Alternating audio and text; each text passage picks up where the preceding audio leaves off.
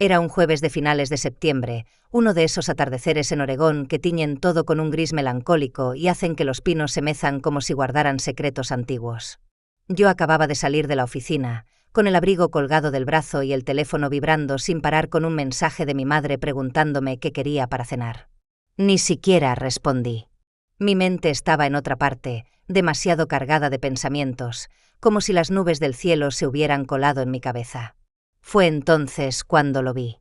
No al hombre que después transformaría mi vida para bien y para mal, sino al que estaba a su lado, un anciano sin hogar, encorvado contra la pared de piedra junto a la entrada de un supermercado. Tenía una cartulina apoyada entre los pies con un mensaje escrito a mano. «Tengo hambre. Cualquier ayuda sirve». Sus manos temblaban ligeramente mientras mantenía la mirada baja, como si deseara no existir. Lo que me llamó la atención no fue él, sino el joven que se había agachado frente a él. Alto, vestido de manera sencilla, con un aire tranquilo que contrastaba con la indiferencia de la gente que pasaba. Lo observé arrodillarse hasta quedar a la altura del anciano y colocar con cuidado una bolsa de víveres delante de él. Se inclinó un poco más, abrió una botella de agua y se la entregó con una delicadeza que me dejó inmóvil. Me quedé a unos pasos fingiendo revisar el celular, pero en realidad no podía apartar los ojos de aquella escena. El anciano recibió el agua con manos temblorosas, murmurando un Dios lo bendiga entre lágrimas contenidas. Y el joven respondió con una sonrisa sencilla, sin orgullo ni ostentación, como si ese gesto fuese lo más natural del mundo. «Espero que le alcance para unos días», dijo con voz suave, palmeándole el hombro. Sentí un nudo en la garganta. Había una ternura en ese intercambio que yo no recordaba haber visto en años, tal vez nunca. Sin pensarlo demasiado, avancé hacia ellos, saqué algunos billetes de mi cartera y los dejé en la caja de cartón. El anciano me miró con ojos húmedos, como si acabara de regalarle el mundo entero. El joven levantó la mirada también y nuestros ojos se encontraron. Yo, para no sonar torpe, le dije, «Fue muy amable de su parte».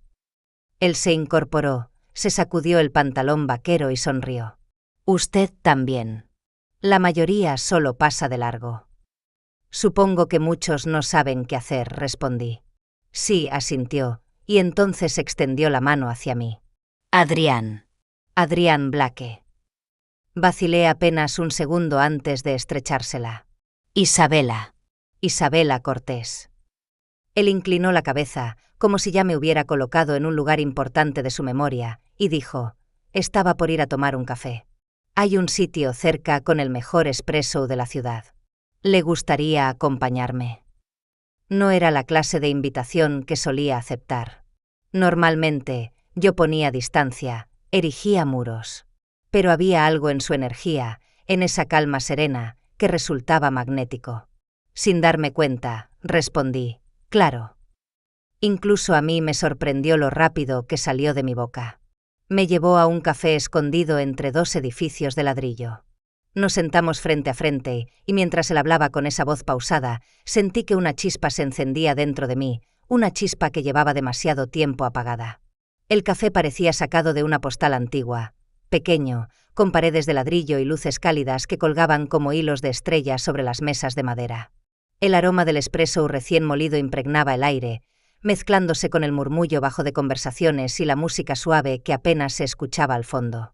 Nos sentamos cerca de la ventana, donde la luz del atardecer se filtraba todavía, tiñendo todo con un resplandor dorado. Al principio pensé que sería una charla más, de esas que se consumen en trivialidades. Pero no. Adrián hablaba despacio, sin prisa, como alguien que no tiene la necesidad de impresionarte a cada segundo. Contó que le encantaba el marisco, sobre todo el salmón fresco de Oregón, y yo no pude evitar sonreír al decirle que yo también lo adoraba. Habló de su pasión por el vino, y yo, casi con vergüenza, confesé mi obsesión secreta por los Pinot Noir de la región. Sus ojos brillaron como si hubiera encontrado un cómplice inesperado. Lo que más me sorprendió fue cuando mencionó que solía colaborar como voluntario en albergues infantiles, llevando mantas, juguetes o simplemente tiempo para jugar con los niños. Yo, sin poder contenerme, compartí que desde la universidad apoyaba a una fundación juvenil y que nunca había dejado de hacerlo. Hubo un silencio breve, pero no incómodo, sino cargado de esa sensación de reconocimiento mutuo, como si ambos descubriéramos que no estábamos tan solos en nuestra forma de ver el mundo. Es raro encontrar a alguien que todavía se detenga a mirar a las personas, le dije, revolviendo distraídamente la espuma de mi capuchino. Él se inclinó un poco hacia adelante, entrelazando los dedos sobre la rodilla. Más raro aún es encontrar a alguien que haga algo al respecto, respondió con calma. Esa frase me atravesó. Me vi reflejada en su mirada, no como la heredera de una familia acomodada ni como la mujer que todos medían en cifras o apellidos, sino como alguien buena, alguien que podía dar sin esperar nada a cambio. Sentí un rubor en mis mejillas y bajé la vista, sonriendo con timidez, como una adolescente sorprendida por un cumplido sincero. La conversación fluyó con una naturalidad que me desconcertaba. Hablamos de libros, de viajes que soñábamos hacer, de las caminatas que a él le gustaba dar en los bosques cercanos. Nunca me preguntó dónde trabajaba, ni mencionó el dinero, ni mi apellido. Todo lo que importaba en ese momento era la chispa invisible que se encendía entre nuestras palabras. Cuando finalmente nos levantamos para marcharnos, él insistió en acompañarme hasta el auto. Caminamos despacio por las calles empedradas, el aire fresco rozando nuestros rostros.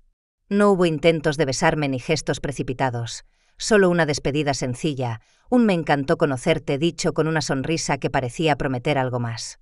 Subí al coche con el corazón ligero, sintiendo un ritmo nuevo en el pecho que hacía años no experimentaba. Mientras lo observaba alejarse por la acera, pensé, quizás, esta vez, el amor sea diferente. Y por primera vez en mucho tiempo, me permití creer que la esperanza todavía era posible. Crecí en una familia donde nunca faltó nada, pero donde tampoco se presumía de lo que se tenía. Mi padre, Eduardo Cortés, provenía de generaciones de carpinteros. Él tomó un pequeño taller heredado de su abuelo y con paciencia y disciplina, lo convirtió en una cadena de negocios de madera y suministros que se extendía por gran parte de Oregón y California. Mi madre, Marcela, siempre lo acompañó con una sencillez que todavía me asombra. Podíamos permitirnos casi cualquier cosa, pero ella seguía recortando cupones del supermercado, quizá más por costumbre que por necesidad. Papá siempre decía que había orgullo en la simplicidad y ninguno en derrochar el dinero. Con él aprendí a lijar piezas de madera, a sentir la textura hasta que quedara lisa, como si la paciencia fuera un valor más importante que el resultado final. Con mamá aprendí a plantar tulipanes, a ensuciarme las manos en la tierra y a esperar con calma la llegada de la primavera. Me criaron en la abundancia, sí, pero también en la humildad. Sin embargo, había algo que ni sus enseñanzas ni su amor podían darme, un manual para proteger mi corazón. A los 18 años dejé Bend y me mudé a Seattle para estudiar liderazgo empresarial y trabajo social en la Universidad de Washington. Tenía la ilusión de crear mi propio camino, no solo heredar el de mis padres. Durante esos años participé en programas de ayuda a jóvenes vulnerables, convencida de que podía aportar un granito de arena al mundo. Y también intenté amar. Salí con hombres que parecían interesantes, atentos, pero pronto descubrí un patrón que me dolía cada vez más. No veían a Isabela, la persona que leía hasta la madrugada, que lloraba con películas antiguas o que se emocionaba al ver florecer un jardín. Veían a la hija de Eduardo Cortés, la que tenía un apellido que abría puertas y un patrimonio detrás. La primera vez que ocurrió traté de justificarlo. La segunda me volví más cautelosa. La tercera comencé a levantar muros invisibles. Para la quinta ya había construido una fortaleza tan alta que apenas dejaba entrar a nadie. Regresé a Bend después de graduarme. Me integré al negocio familiar en el área de relaciones públicas y alianzas comunitarias. Era un trabajo noble, uno que me mantenía ocupada y me permitía seguir conectada con causas sociales. Pero mi vida personal se volvió cada vez más silenciosa. Las noches en la casa familiar eran tranquilas, con vistas al lago, paredes que guardaban mi infancia y un cuarto que aún tenía la cortina lila que mamá eligió para mí cuando era adolescente. Todo parecía perfecto, pero en ese silencio se escondía la soledad. Había momentos en que me quedaba despierta hasta la madrugada, deslizando el dedo por redes sociales, mirando fotos de bodas y bebés, preguntándome cuándo, si alguna vez, sería mi turno. Me repetía que no estaba siendo exigente, que solo era selectiva, que esperaba al hombre que me quisiera a mí, sin importar la fortuna detrás de mi apellido. Lo soñaba desde los 16 años. Y aunque nunca lo confesaba en voz alta, todavía guardaba la esperanza de que ese hombre existiera. Nuestra segunda cita llegó antes de lo que pensé. Una mañana recibí un mensaje suyo. No hagas preguntas. Dame unas horas y confía en mí. No te vas a arrepentir. Apenas pude dormir la noche anterior, repasando cada palabra de nuestra primera conversación como si fuera una película que quería volver a ver sin descanso. Adrián llegó puntual, con un ramo de flores silvestres en la mano. No rosas rojas ni gestos cliché, sino un arreglo sencillo, vibrante, que parecía haber recogido de un campo cercano. Sonrió al entregármelo y dijo con naturalidad: «Las rosas son demasiado obvias. Esto es más tú». Y de algún modo, acertó. El trayecto nos llevó lejos del centro, bordeando el río hasta llegar a un sendero escondido que parecía sacado de un secreto bien guardado. Caminamos tomados de la mano entre pinos que se alzaban como guardianes silenciosos, hasta que de pronto apareció ante nosotros un lago de un azul cristalino. El lugar estaba rodeado de colinas cubiertas de árboles, y en la orilla dos cisnes se deslizaban con elegancia, uno blanco y otro gris, moviéndose juntos, como si fueran una sola alma. «Los visito cada vez que necesito recordar cómo debería sentirse el amor», murmuró Adrián mientras me guiaba hacia un banco de madera. Firme, seguro, inquebrantable. Yo observaba los cisnes rozarse suavemente, siguiendo el movimiento del otro como si hubieran nacido para protegerse mutuamente. La escena era tan poética que parecía irreal. Me giré hacia él y encontré sus ojos puestos en mí. No había intensidad avasallante ni urgencia, solo calma, como si me estuviera eligiendo con paciencia. Y entonces ocurrió. Se inclinó y me besó. Fue un beso silencioso, sereno, sin exigencias, pero con una promesa oculta en su suavidad. Sentí que el aire alrededor se detenía y que mi pecho se llenaba de una esperanza que llevaba años dormida. No quise irme cuando sugirió cenar en una cabaña cercana. Me aferré a su abrigo y susurré: «Quedémonos aquí un poco más». Nos sentamos a la orilla, hablando de todo y de nada, de recuerdos de infancia, de los perros callejeros que le escondía de niño en su garaje, de un pájaro herido que yo cuidé a los 10 años. Él rió, con esa risa cálida que me atravesaba como un refugio. «Siempre has tenido debilidad por las almas perdidas, ¿verdad?», bromeó. Tal vez tenía razón. Tal vez por eso, cuando me besó la mano al final de la tarde y me dijo que no había dejado de pensar en mí desde el primer día, yo ya estaba convencida de que esta vez el amor sería distinto. Con cada encuentro, Adrián parecía revelar una faceta nueva que me hacía creer más en él. Una tarde, mientras compartíamos una caminata por los senderos del parque, comenzó a hablarme de su compromiso con un refugio infantil en Oakland. Me contó que iba todas las semanas, que llevaba juguetes, ropa, incluso teléfonos usados para que los niños pudieran comunicarse con familiares. Lo dijo con tal naturalidad, como si no hubiera nada extraordinario en ello, que me conmovió. «Lo que más necesitan no son cosas», añadió, «sino esperanza, pero claro, los directores nunca tienen suficiente dinero para mantener todo en pie. Siempre faltan fondos para pagar servicios, reparaciones, gastos médicos». Hablaba sin victimizarse, con calma, como alguien que simplemente estaba poniendo su granito de arena en un mundo injusto. Yo lo escuchaba y sentía que el muro que había levantado durante años se resquebrajaba. No esperé a que me pidiera nada, fui yo quien ofreció ayudar. «¿Puedo contribuir de alguna manera?», pregunté, casi con ansiedad de ser parte de ese esfuerzo. Adrián dudó unos segundos, como si no quisiera comprometerme. «Si quieres, lo mejor es transferir directamente al director. Así no se pierde nada en burocracia».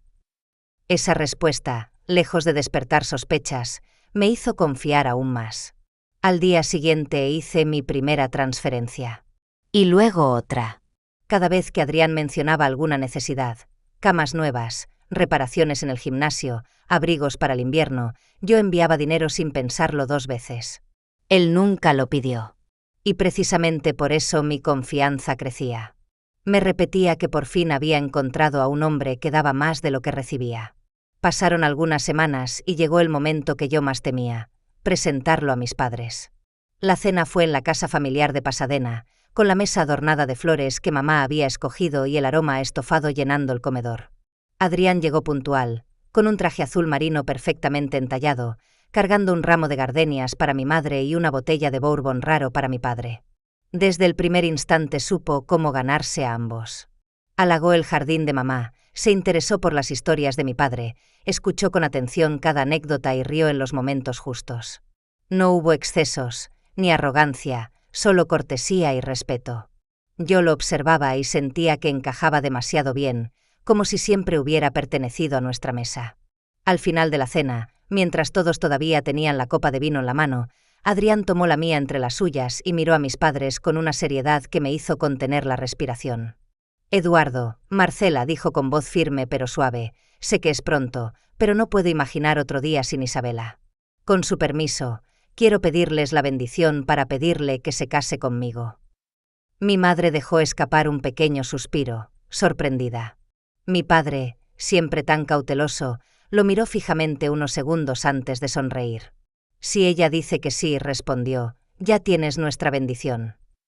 Y yo, con el corazón latiendo desbocado, no dudé, respondí que sí.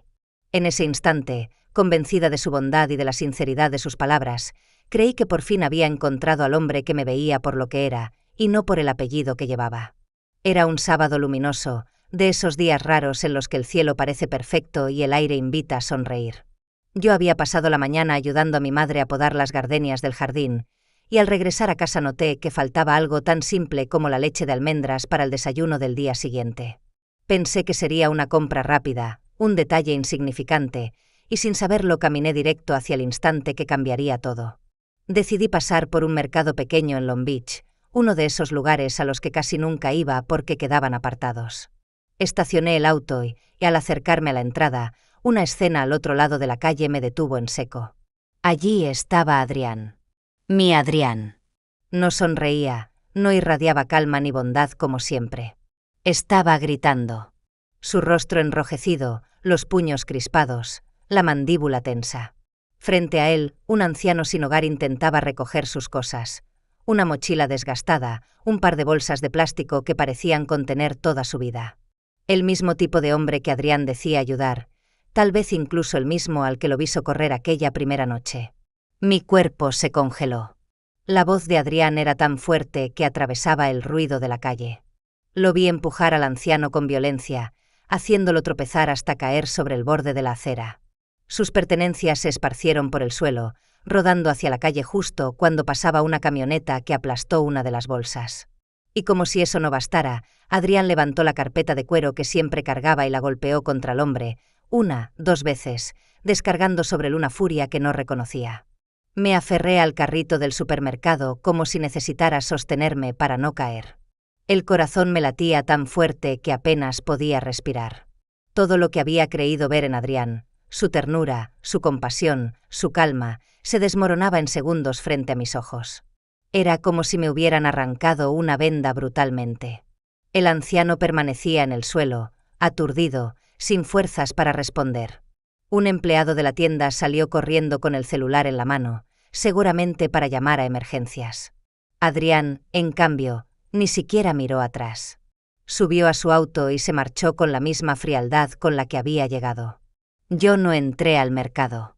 Regresé al auto en silencio, con la mente bloqueada. Cuando llegué a casa, mi madre estaba en la cocina preparando sopa y tarareando distraída. Le dije que tenía dolor de cabeza y me encerré en mi habitación. Me tumbé en la cama con los ojos abiertos, incapaz de llorar. No podía entenderlo. No podía conciliar al hombre de la orilla del lago, que hablaba de amor eterno frente a dos cisnes, con el hombre que acababa de golpear a un desamparado. Pasé la noche en vela, dando vueltas entre la rabia, la incredulidad y la negación. Quizá había una explicación. Quizá el anciano lo había atacado primero. Quizá estaba bajo presión. Pero ninguna de esas excusas coincidía con el Adrián que yo pensaba conocer. Y entonces recordé algo, la dirección del refugio infantil del que tanto me había hablado. Si de verdad era el hombre que decía ser, allí encontraría la prueba. Al amanecer, ya no quedaban dudas en mí. Tenía que ir. Tenía que saber la verdad. Al amanecer ya había tomado la decisión. Les dije a mis padres que tenía que hacer unos mandados en otra ciudad y rechacé la oferta de papá de enviarme con un chofer. Necesitaba estar sola, con mis pensamientos y mis dudas, aunque en el fondo sabía que lo que me esperaba era la confirmación de un dolor que ya había comenzado a hundirme. Conduje hasta Oakland, siguiendo la dirección que Adrián había mencionado tantas veces cuando hablaba de sus visitas al refugio infantil. Imaginaba un edificio grande, lleno de vida, con voluntarios entrando y saliendo. En cambio, lo que encontré fue una construcción pequeña, pintada de azul claro, con la pintura descascarada y una cerca que apenas se sostenía. Aún así, había macetas con flores en la entrada y dibujos infantiles pegados en las ventanas. El lugar respiraba calidez, aunque también necesidad. Respiré hondo y entré. Una mujer de cabello oscuro recogido en un moño, con una sonrisa cansada pero amable, me recibió detrás de un escritorio. «Buenos días. ¿En qué puedo ayudarla?», preguntó. Tragué saliva y traté de sonar natural. «Estoy colaborando con alguien que dijo trabajar con ustedes. Se llama Adrián Blake. Me contó que viene seguido, que trae donaciones para los niños».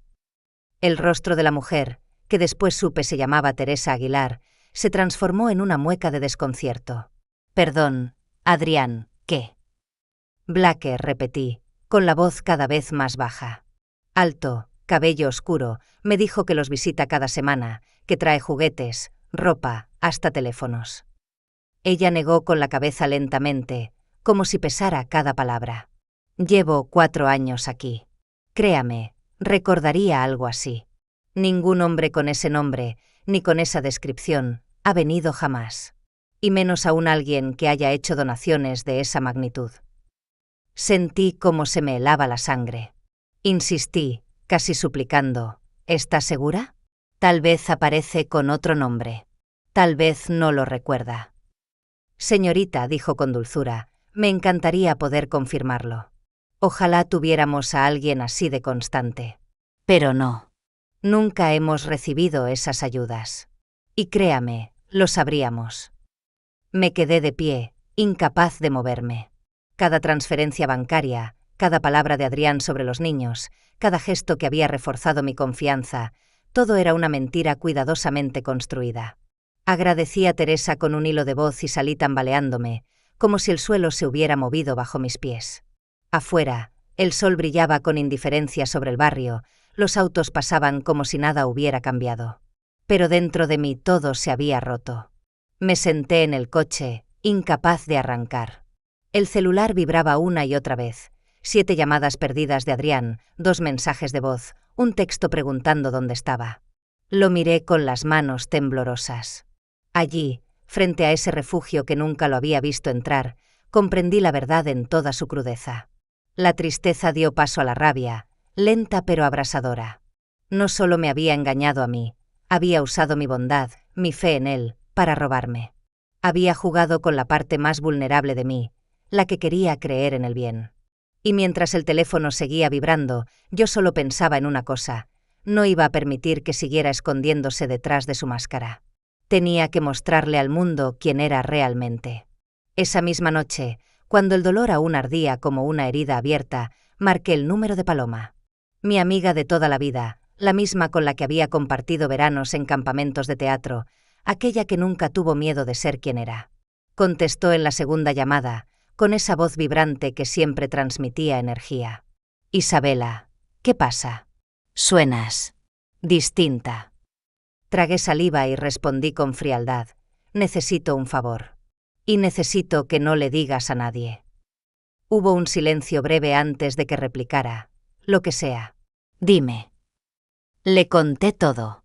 Cada mentira, cada transferencia, el refugio vacío de promesas. Su indignación se mezcló con la mía. «¿Quieres que actúe? ¿Que lo confronte?», preguntó. Negué, aunque ella no podía verme. «No. Quiero que me ayudes a actuar yo. Necesito convertirme en alguien que él jamás reconocería. Necesito ver su verdadera cara». Al día siguiente nos encontramos en su apartamento en Los Ángeles. Ella tenía preparado un maletín de maquillaje, pelucas y ropa vieja de segunda mano.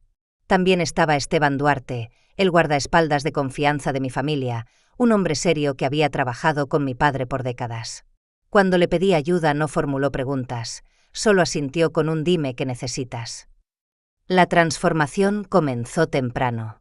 Paloma me enseñó a aplicar sombra en los lugares exactos para acentuar arrugas y ojeras. Añadió manchas en mis manos, un tono cenizo en la piel. Luego me cubrió el cabello bajo una peluca gris enmarañada y me colocó un pañuelo gastado alrededor del cuello. Vestí varias capas de ropa raída, zapatos desiguales y una bolsa de plástico llena de latas vacías. Incluso me hizo colocar trozos de algodón en las mejillas para deformar ligeramente mi rostro y mi voz. Me miré en el espejo y apenas me reconocí. Lo que vi no fue a Isabela Cortés, hija de Eduardo y Marcela, sino a una mujer agotada por la vida, invisible para la mayoría. Esteban, que nos observaba desde un rincón, se cruzó de brazos y murmuró con seriedad: «Es convincente. Muy convincente». Ensayamos mis movimientos, cómo caminar encorvada, cómo extender la mano temblorosa para pedir ayuda. Paloma corregía mi postura, me hacía repetir frases con voz cascada. La tensión en la habitación era palpable. Sabíamos que aquello no era un simple juego de disfraces, sino un plan para desnudar la verdad de un hombre que había engañado a todos. Cuando terminé la práctica, me senté un momento, con el corazón golpeando fuerte en el pecho. Esteban puso una mano firme en mi hombro. «Cuando llegue el momento, no olvides quién eres realmente. Esto es solo una máscara.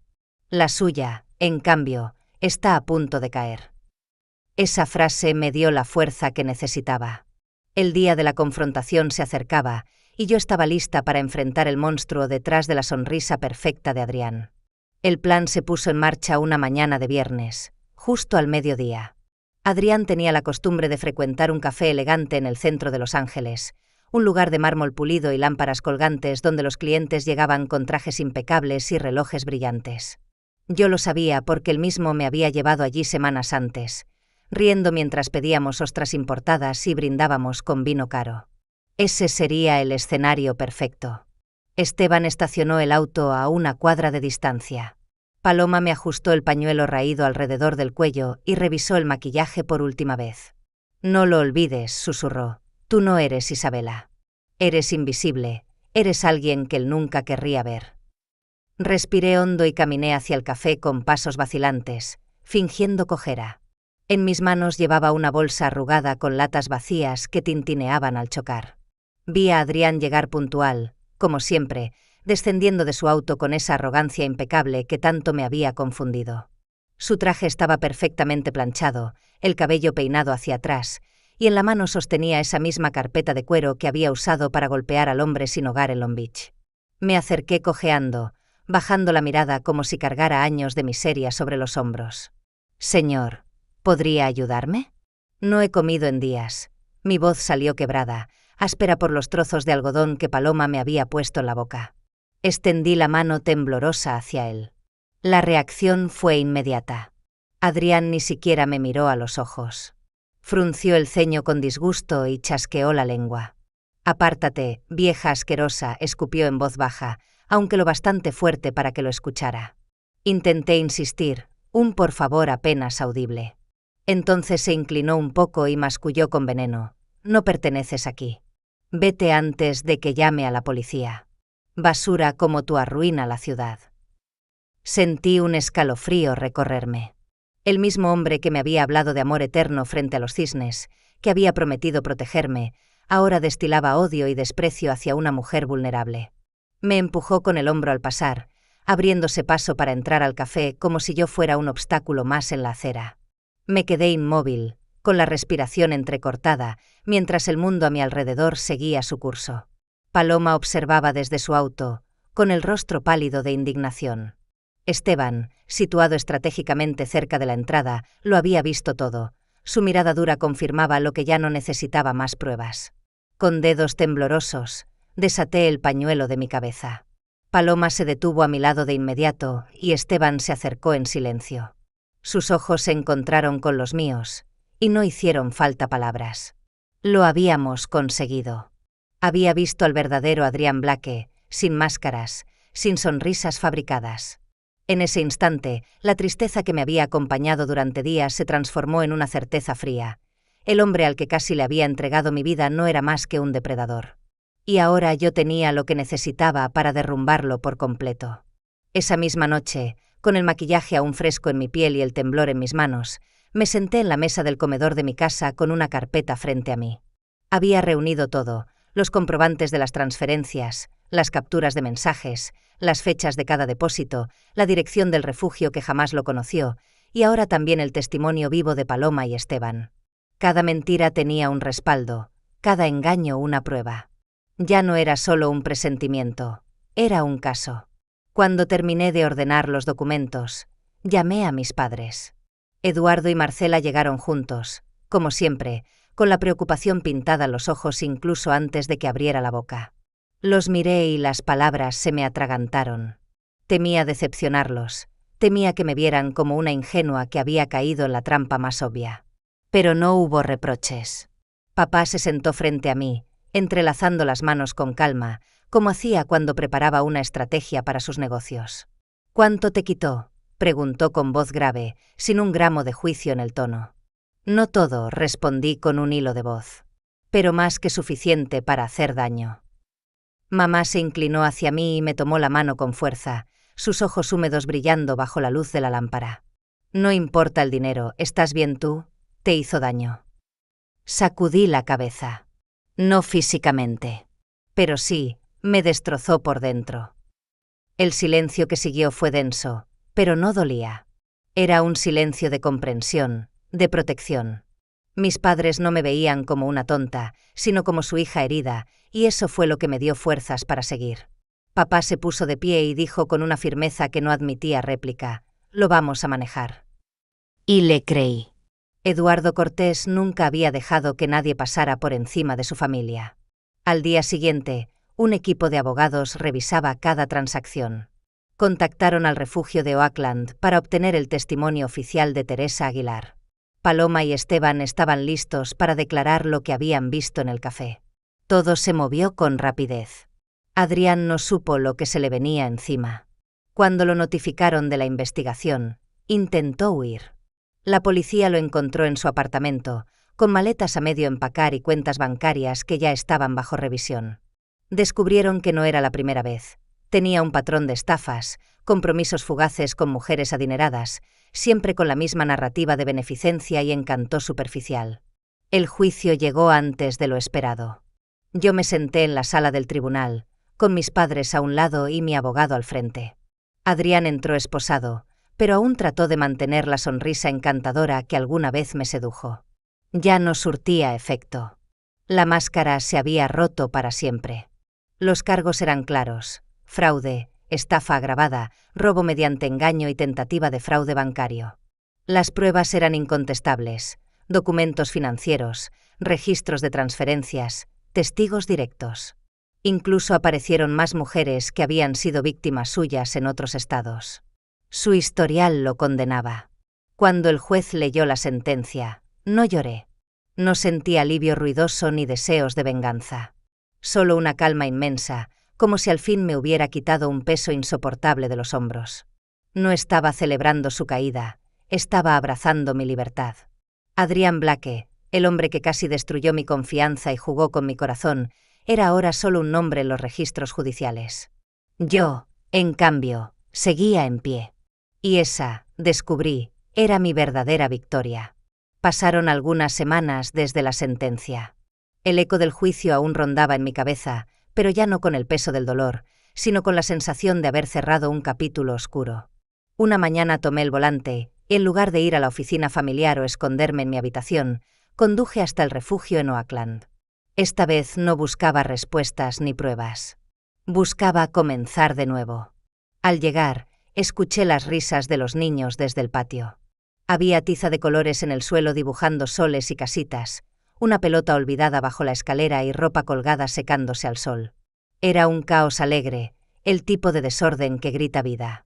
Teresa Aguilar, la directora, me recibió en la entrada con la misma sonrisa paciente de la primera vez.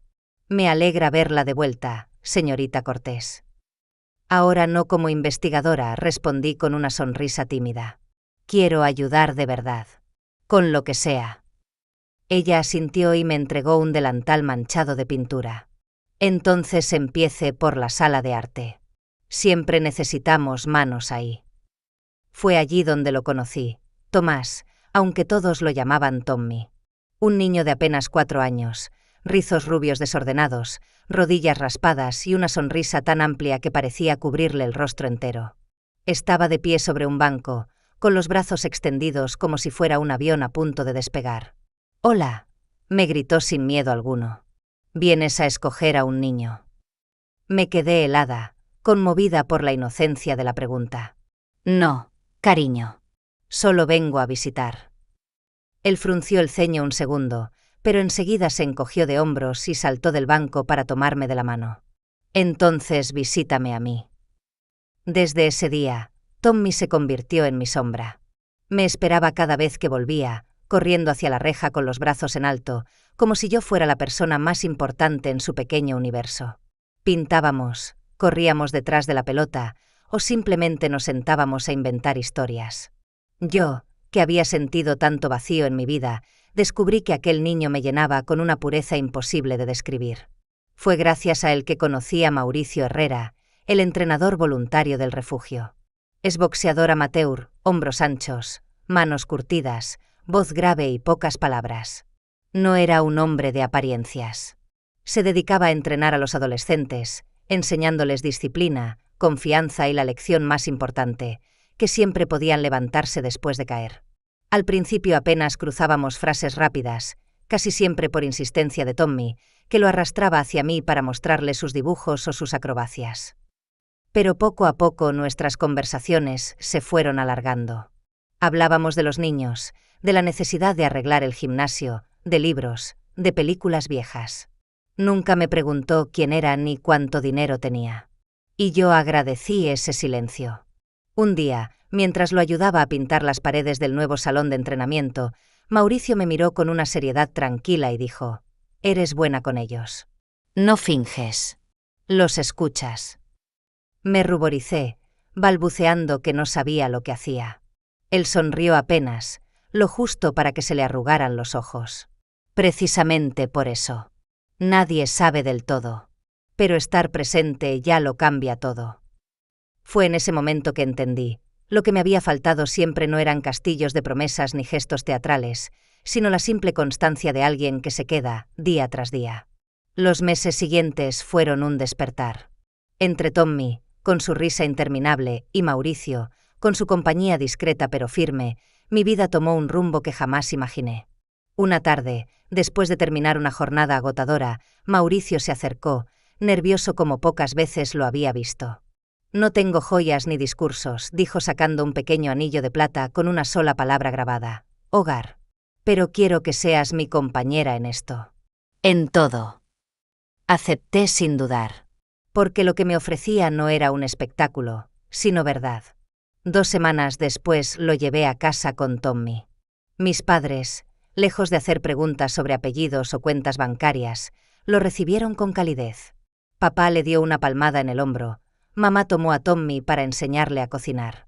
Por primera vez, no había pruebas que pasar, solo amor que dar. La boda fue sencilla, sin flores ostentosas ni listas interminables de invitados. Solo nosotros 3 entrando juntos a un juzgado y saliendo como algo nuevo. Una familia. 1 mes después descubrí que estaba embarazada. Le di la noticia dejando un diminuto par de calcetines sobre la almohada de Tommy. Cuando los vio, gritó con emoción: «Voy a ser hermano mayor». Y luego, mirando a Mauricio con los ojos brillantes, preguntó: «¿Pero todavía puedo comer pan tostado todas las mañanas?». Reímos hasta quedarnos sin aire. Hoy, cada noche, cuando la casa por fin se sumerge en silencio, salgo al porche y pongo la mano sobre mi vientre. Pienso en todo lo que perdí, en todo lo que aprendí y en lo que construimos de las ruinas. El verdadero amor no es grandilocuente ni perfecto. No se trata de dinero ni de promesas huecas. Es presencia, es constancia, es verdad. Es Mauricio besándome la frente sin motivo. Es Tommy arrastrando su manta a nuestra cama a las 2 de la mañana. Es el bebé que crece en mí como símbolo de un futuro distinto. El amor real, descubrí, no se gana ni se compra. Simplemente se demuestra, cada día.